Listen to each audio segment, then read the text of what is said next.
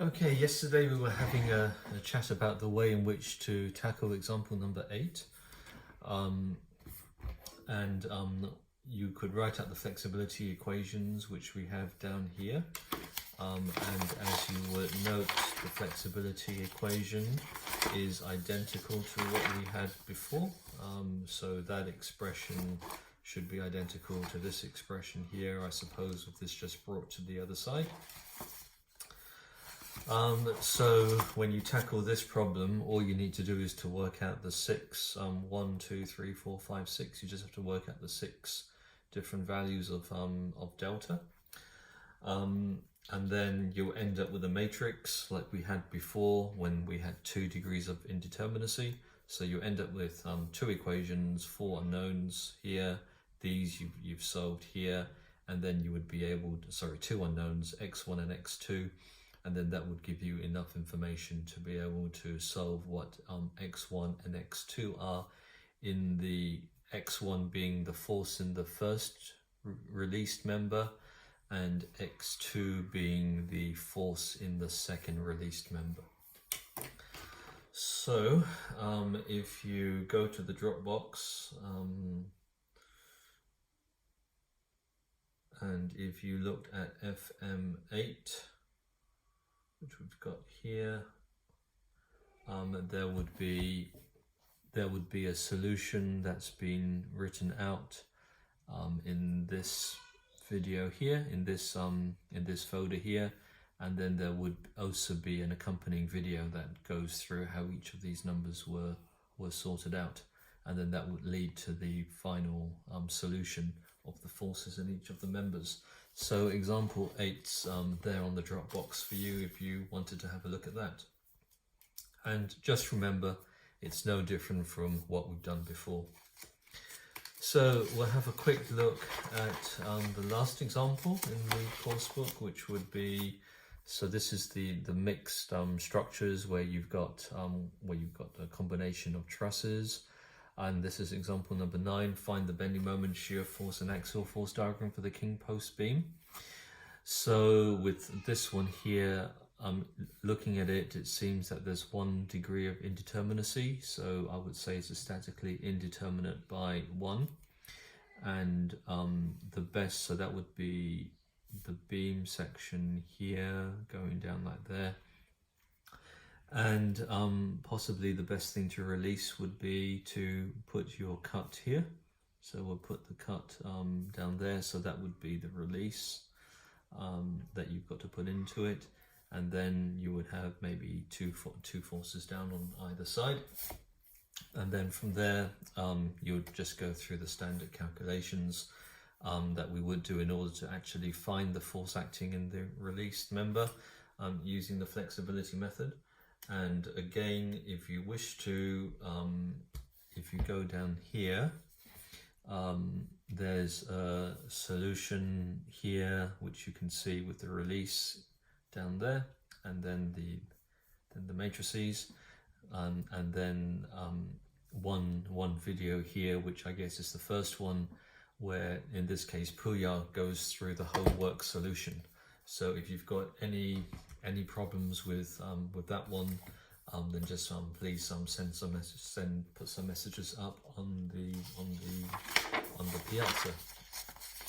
So as far as that goes, that basically terminates the end of the flexibility section, and then you can see we've got some examples which you can work through, and I think again you would find that there are solutions for all of these in the Dropbox for you to have a look at. And then previous exam questions covering flexibility, it's always question number 3 in the exam. So that would be question 3,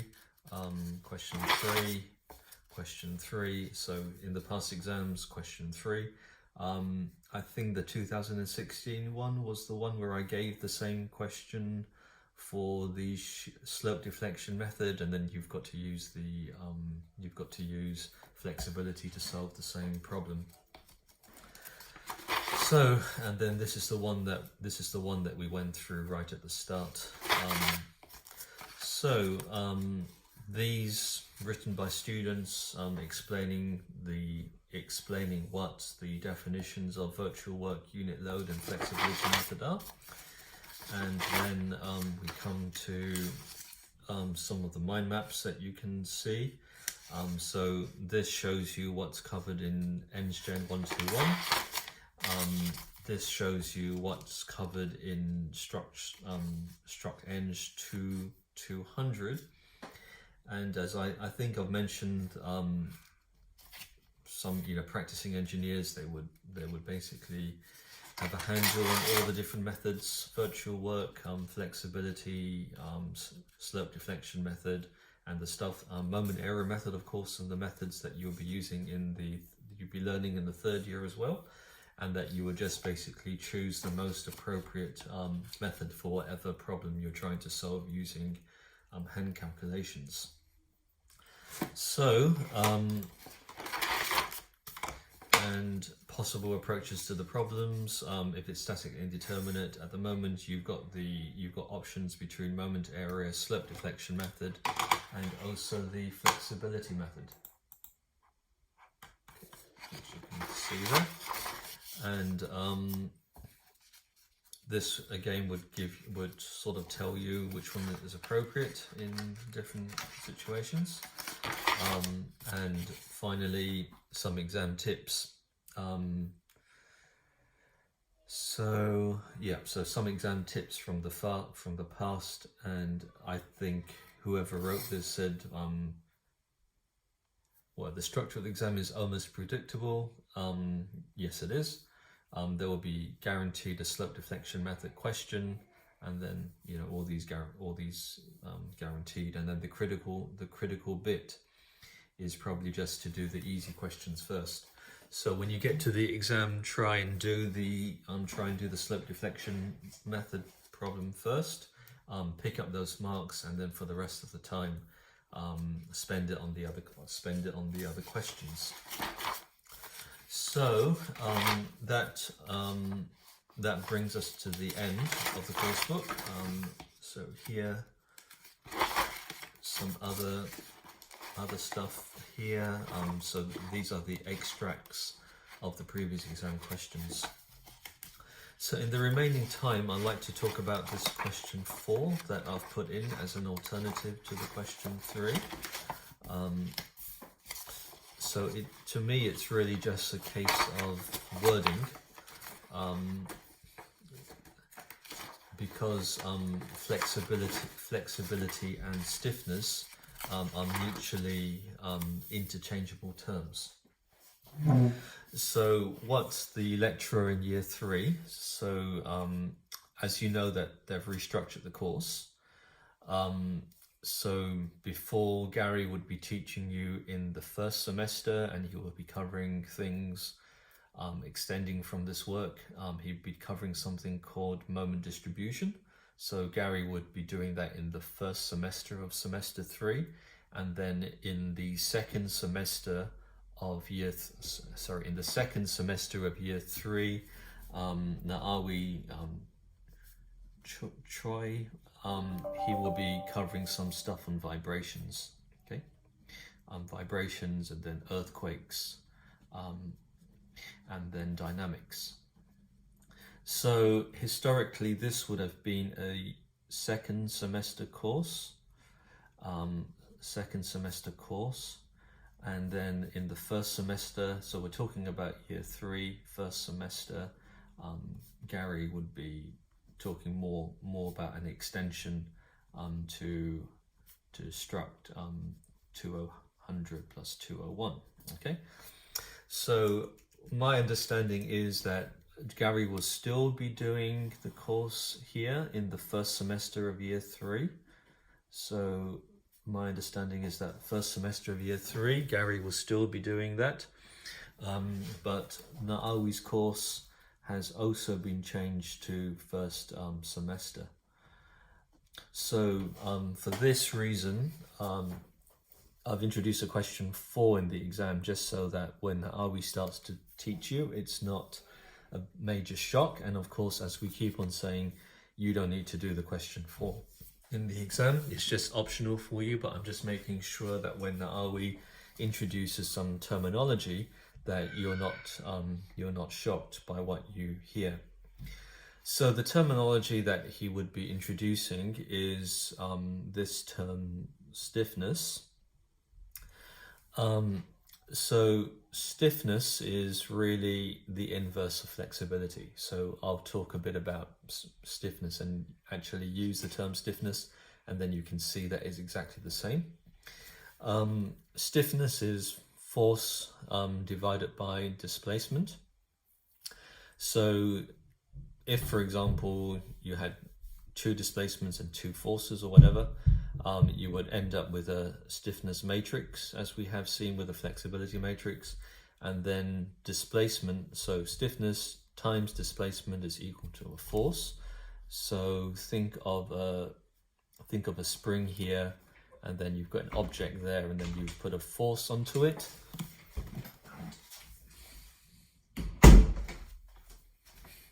So you've got a force that's been applied here.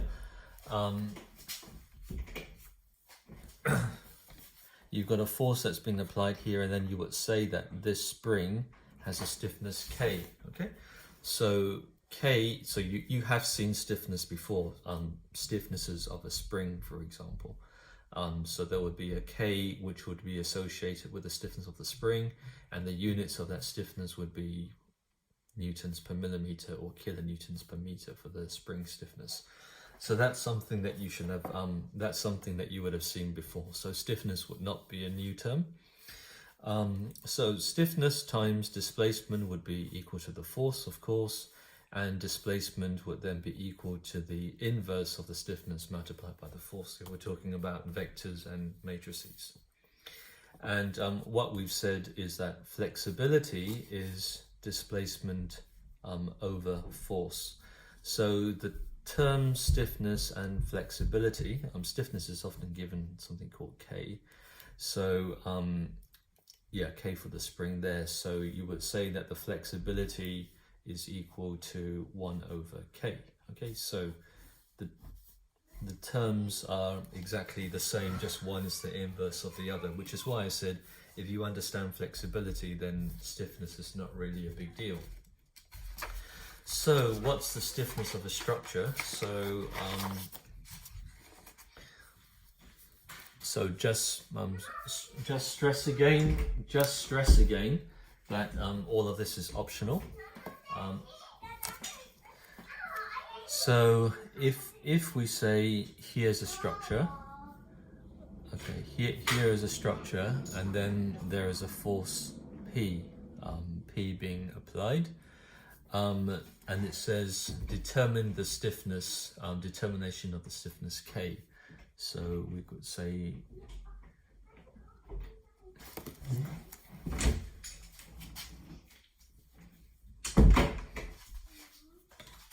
determination of the stiffness, determination of the stiffness.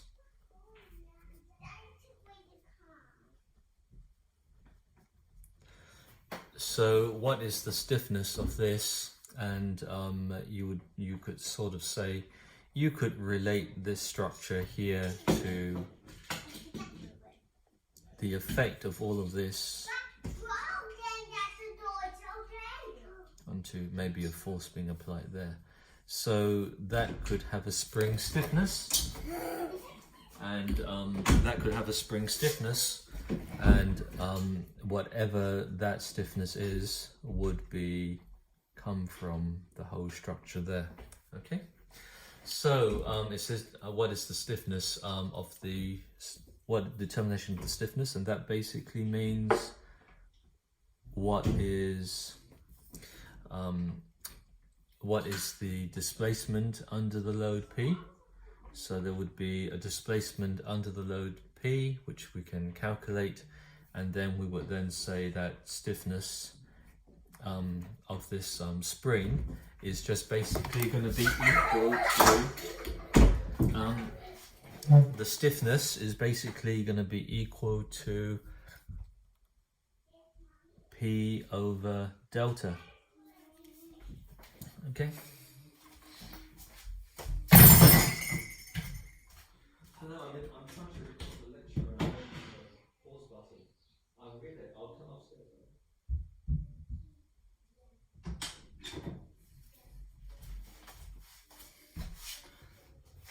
Right, so hopefully what I've said should make it very easy for you to know what to do.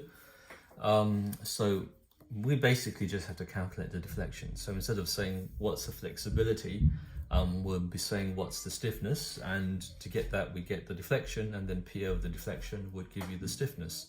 So when Na'awi says what is the stiffness of this structure, what he means is calculate the deflection, P over the deflection would give you the stiffness.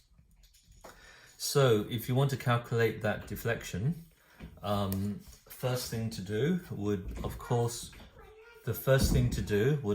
be to draw the bending moment diagram.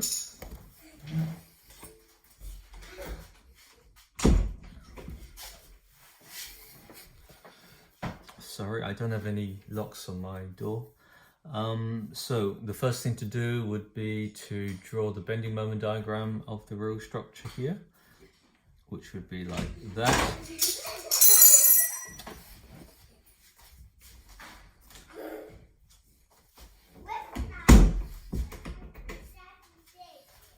So draw the bending moment. So you've got the real structure, and then you've got the virtual structure here. So we want to calculate that deflection there. So we would just stick on the one. So this would be the virtual one on this side here.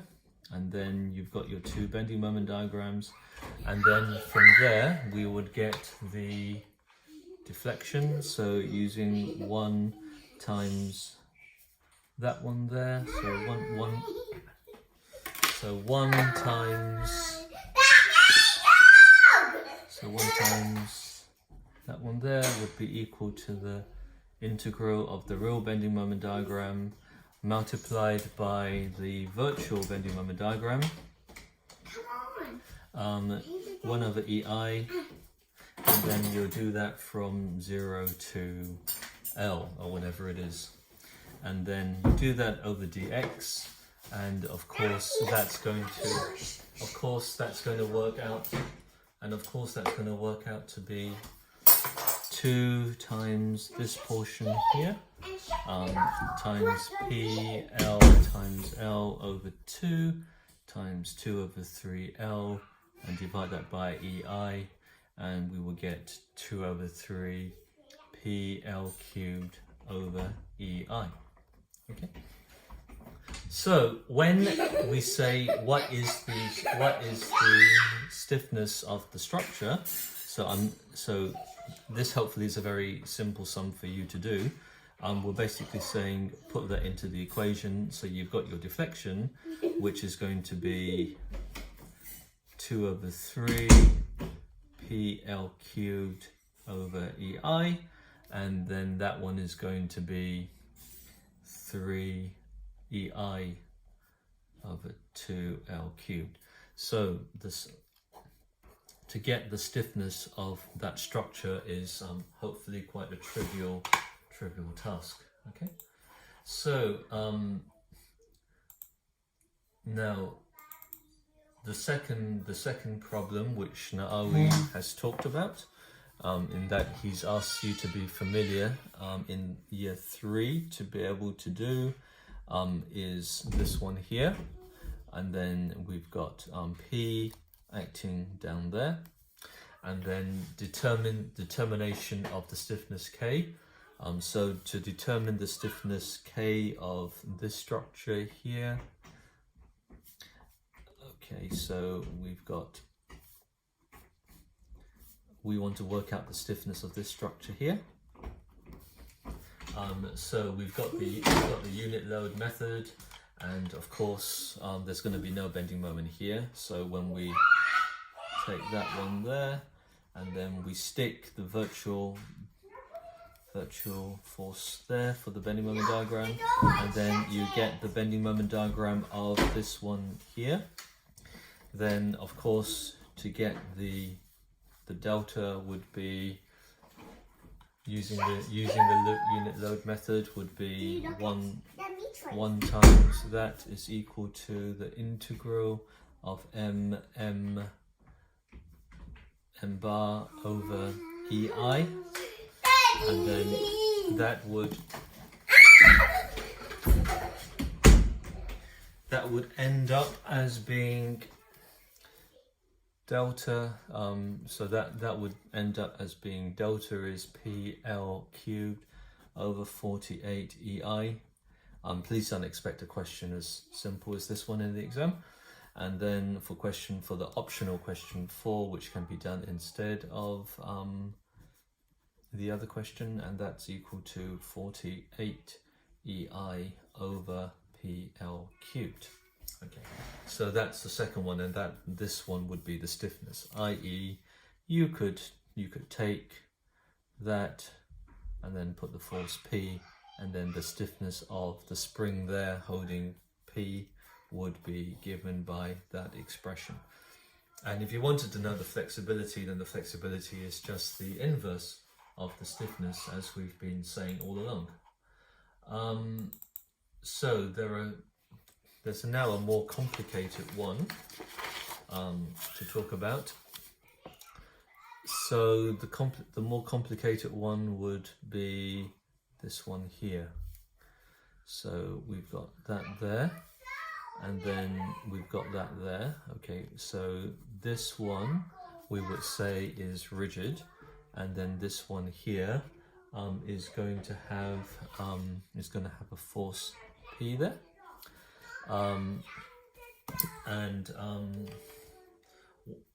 So now you can see that the left hand side is going to be anchored by a bar.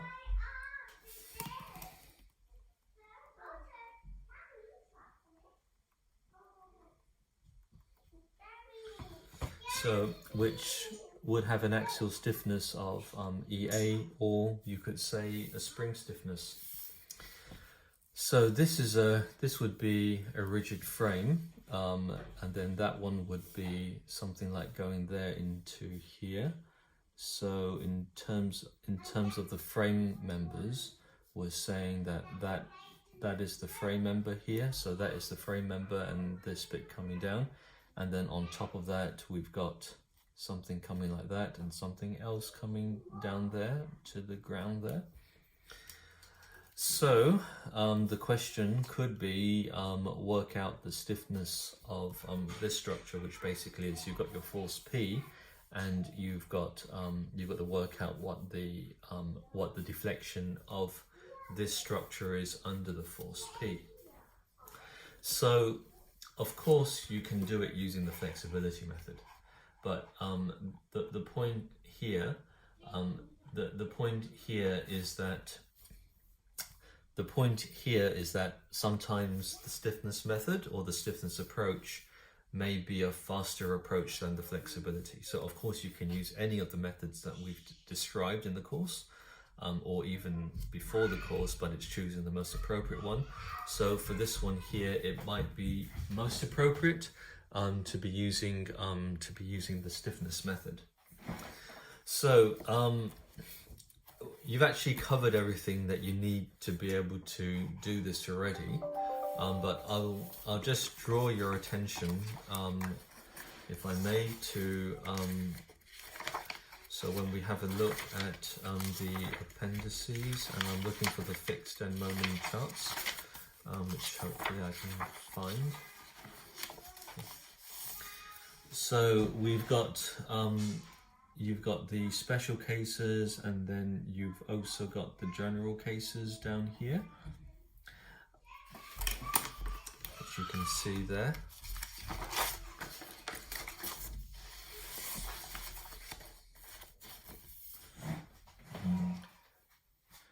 Okay, sorry for the interruption. So we were talking about this case here, which is like that. Now, we're trying to find the stiffness of the system relative to this force P. So if this thing here moves in that direction there, then we're going to be ending up with a force here, we're going to be ending up with a resistance here with a stiffness, a resistance due to bending of this member. So this member has a bending stiffness. This member, the bending stiffness is infinite. This member has no bending stiffness, but it's got an axial stiffness of EA, and that is 2. This member is a diagonal member, which can only take axial stiffness, which can only take axial force, and then finally you've got this member there. So we could say that our P is being supported by 4 springs. So 1. So that's another spring, and then that's another spring. So I've run out of space, as you can see. It's got 3 springs. Let's say that this member here doesn't have any stiffness. So I'll call this one member number 4. I'll call this member number 1. I'll call this member number 2, and I'll call this member number 3. Okay. So if this moves across, so I'll draw it on top. So I'm going to be messing up the drawing, of course. So I'll draw out the movement. So if it all moves across by a distance delta, you can see that this member here, member number 2, is going to extend or get longer. You can see member number 3 has deformed like so, with that being 90 degrees and that being 90 degrees. Hence this bending stiffness here, and you can see that this member has also moved across like that. So we're interested in the stiffness, or calculating K of the entire system, and by observation you can probably see that since there's going to be no bending moment, there's going to be no stiffness on this system with respect to member number 4. So we just need to work out the stiffnesses of this bit here. So that would be the K due to 1, or the stiffness due to 1. The stiffness due to the extension of that member there, and then the stiffness of the bending stiffness of that one. So there's going to be 3 stiffnesses that I'm going to have to calculate. So we'll show how to do that later on. So let's have a look at how we might want to represent this.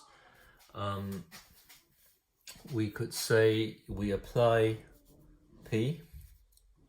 So we're applying P, and it's going to be equal to a stiffness, which is going to be called K. So this is the stiffness of the whole system, which is just going to be K1, K2 plus K3, multiplied by the movement that this bit has gone through.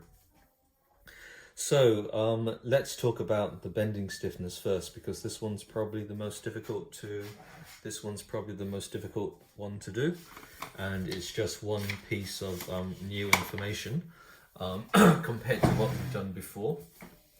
So you can see that this is being displaced by a distance delta. So this was originally like that, and it's now, so both ends are fixed in.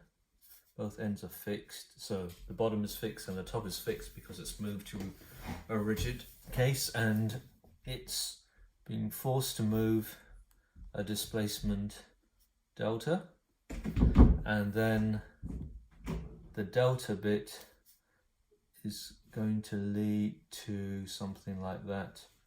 Okay, so after it's been displaced by delta, it's going to have moved like that. Let me get rid of the original one here. So we can probably feel that there's going to be a moment there at the end, and we could probably feel that there's going to be a moment there at the end.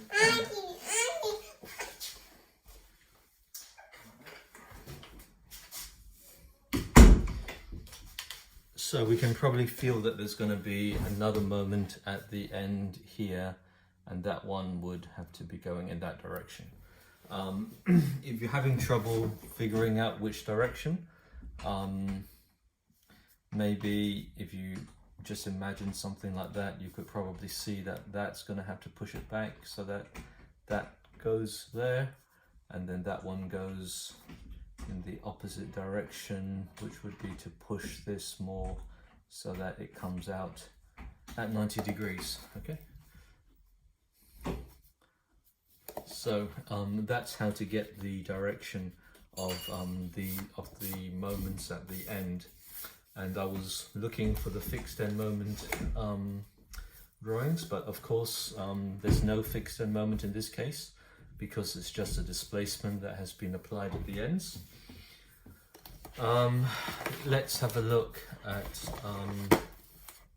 let's go back to here, and we can see this formula here, MAB, and then I cancelled out this relative bit here because I said it's not needed for the no sway frames, but this one here that we're looking at has got some sway, of course.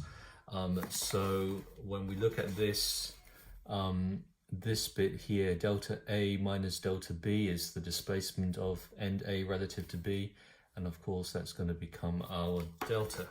All right, and there's going to be no fixed end moments when I write out that equation, okay, because MFAB is going to be 0. So and there's going to be no fixed end moments because I've not applied this, there's no force, no lateral force or moment applied between A and B. All that's happened is that we're pushing the frame to one side. Effectively the frame is going under sway. So we've got AB. So here's the equation: MAB minus MFAB. So we're just dealing from the A to B's, is equal to 2EI. Now let's get some geometry off the frame, which we see here. So the frame is of height H, and it's probably of length L. So it's of height H and length L. So this height is here, okay? So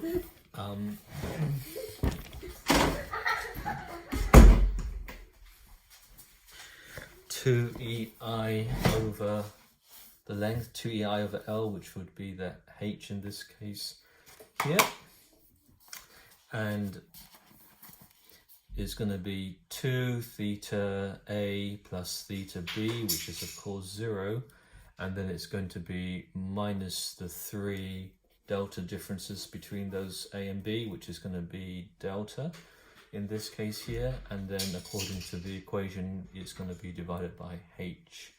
So the only new bit that we need to worry about in this case here, the only new bit that we're going to have to worry about is this bit here, the 3 and the H.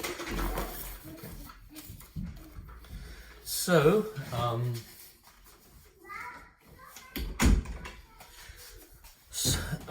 now we know that the fixed end is going to be 0. We know that this theta A is going to be 0, and we know the theta B is going to be 0.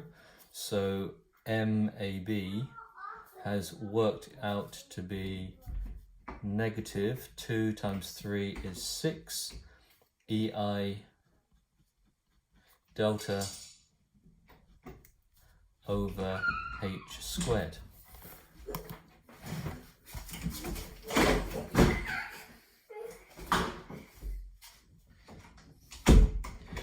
So we've got this delta. I really apologize for the kids bothering me. 6EI delta over h squared as the equation for here. So we can see that if we adopted the idea of clockwise being positive, so we'll put a clockwise moment, which would be here, and then we also put a clockwise moment here. That would be minus 6EI delta over h squared, and we can see we need to get rid of the negative sign, and that would change the angle, change the direction of the arrow, which of course is what we have here. So we've been able to get the moment at the end, EI delta over h squared.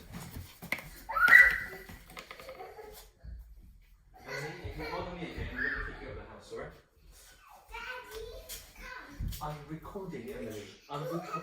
Okay, alright. Thank you. So, we've now got the 6EI delta over h.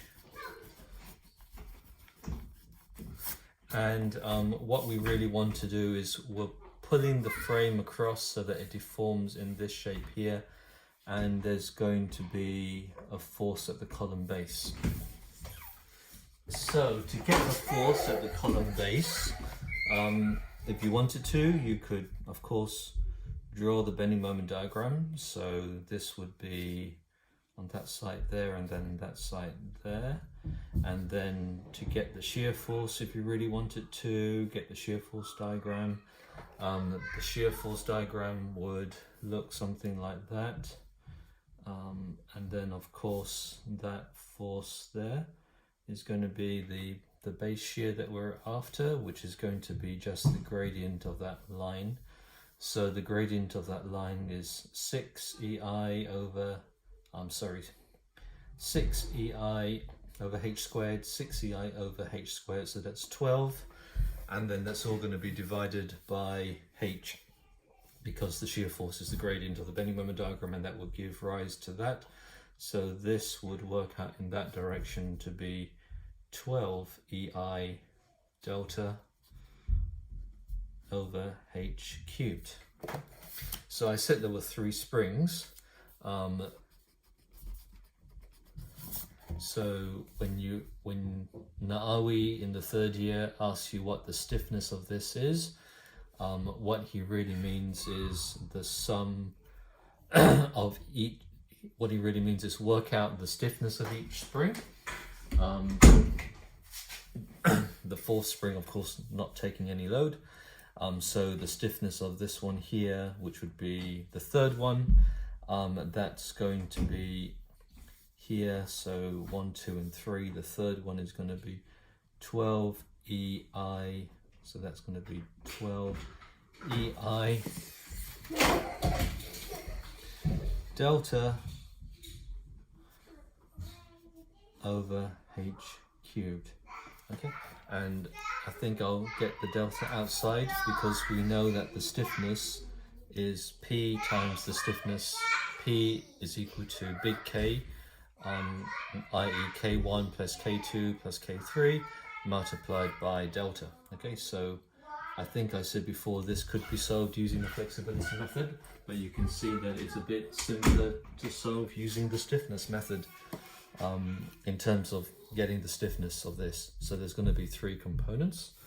The first component, of course, is going to be the extension of this bar here. So the extension of that bar is going to lead to a stiffness P, the extension of here. So we would be writing delta, just concerning with this bar here being extended, is equal to P times the length of the bar divided by EA. And we've already said that the length of this bar here is L2, so the force times L2 divided by EA is going to be equal to the delta, or the other way around, P is equal to delta times EA over L2. So the stiffness here of the bar, when we put into this format here, which we can just drop in, is going to be nothing more than EA is going to be nothing more than EA over L2. Okay, so hopefully you can see how that's been rearranged for the stiffness. EA over L2 times delta, EA times delta over L2 is going to be equal to P, or the component of P representing that one, which is going to be EA over L2. Okay. Okay. So then we've got one more, which is going to be the stiffness of this bar that we've drawn there. So if we said that the bar was going to be extending by a distance delta, we can draw this. We can draw this here. Okay, so that's the original place, and then it's being displaced as it's a pin by a distance delta. Okay. Okay. So it's being displaced by a distance delta up there. So just imagine that point moving to that place by this distance delta. So there's going to be an extension to this bar here, which I'm going to be calling delta. Okay, and then I'm going to be writing delta is equal to original length. Well, I'm going to be using similar triangles, and I'm going to be able to get an expression just from the similar triangles in terms of both sides. That is delta equals L divided by A.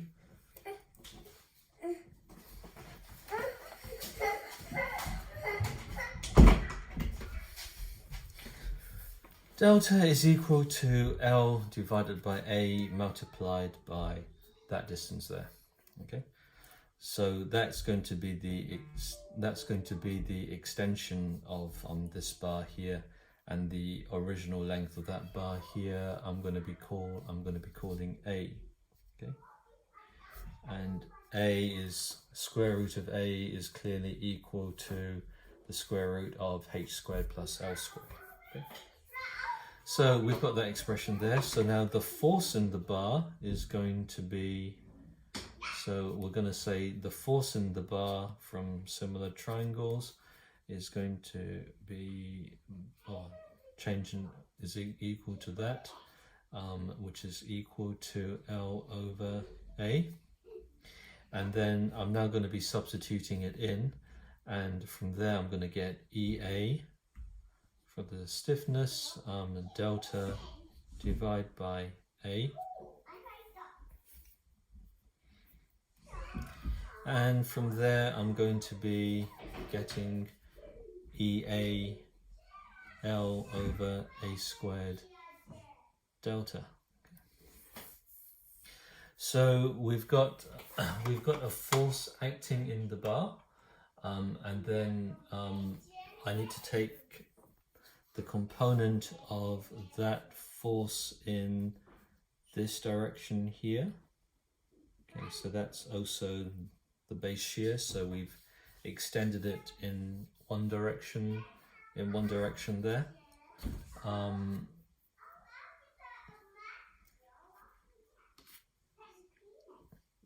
And yeah, if you did that by going that force there in the bar and then take the sine and cosine of that one, you're going to be ending up with this force cosine that angle. And if you did that using the cosine is that over that, you're going to end up with EA delta over A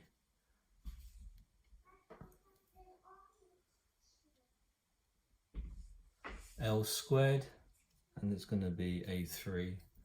Okay, So EA delta L squared over A3, which means that I can now slot that, so that is the force, which is obviously proportional to the delta, and then I can slot that into EA over A cubed L squared.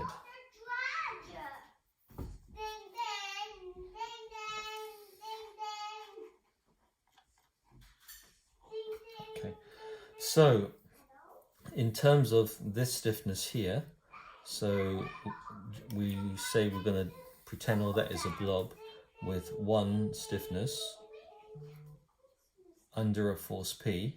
So when we say what's the stiffness of this applied a force there, we would be saying that that can be represented by one single spring, which is the addition of K1, K2, K3 and K4, remembering that K4 is 0, and that stiffness of the spring is equal to EA over L2 plus EA L squared over A cubed plus 12 EI over H cubed. Okay, and then this is what's known as the stiffness of this system here.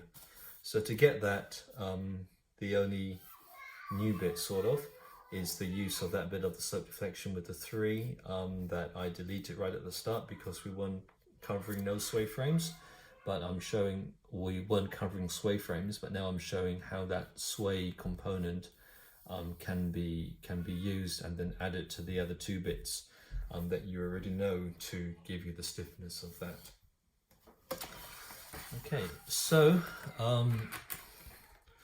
at this stage, if you go into the Dropbox, remember any question on this stiffness stuff is completely optional. You can always do question 3, you don't need to do question 4.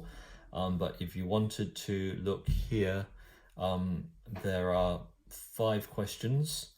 There are 5 questions that notes have been provided for. So, sorry, 4 questions. So one, we've had a look at these 2 plus this one here, and then this one here is very similar to this except the heights are different and that there is a rotational spring there, but that's the only difference. And the one that we've just been through, Puya has done a video where he gives more detail than I have. So he's prepared a written solution for it, and he's also provided a video that goes through how each of the bits work out. Okay, so yeah, so there's a video where he explains what I've just covered a bit slower, and then he's also got videos for that one, and that one, which you can have a look at. So that one would go onto there, and then he's also provided other solutions. Okay. There's also a set of notes about stiffness if you wanted to have a listen to them. So he's provided a set of 4 lectures giving a bit more background to what is actually meant by stiffness, and hopefully that would help you to transition into year 3 when Ali will be talking about stiffness straight away. So he would be using terms like what is the stiffness of this, and he would expect you to be able to write that out he would be expecting you to be able to write out what we've just written there. Okay. So